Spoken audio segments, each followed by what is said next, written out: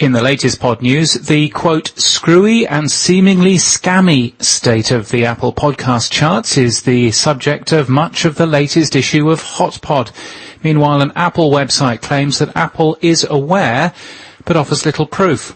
Our editor's piece yesterday has resulted in a number of private emails from podcasters disillusioned and demotivated by the cheating in the charts.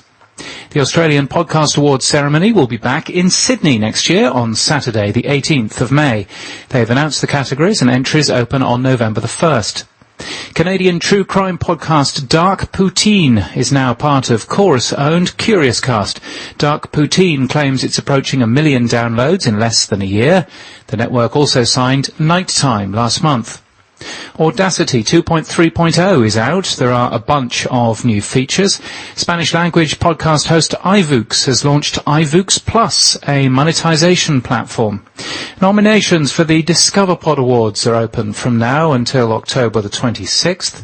After Apple last week asked for podcasts to be at -16 LUFS for loudness, we've written a small FAQ about loudness, LKFS and LUFS, and welcome feedback on that. You'll find it linked from podnews.net/articles. Triton Digital have been signed by Canadian media company Quebecor Media Group to power its digital audio and podcast strategy, and there's a new podcasting studio in Pilsen in Chicago in Illinois in the US. And a new podcast to tell you about. Legal Wars puts you inside the jury box of some of the most famous court cases in American history, including Hulk Hogan's courtroom wrestling match with Gorka and the Rodney King trial that set off the LA riots. It's from Wondery.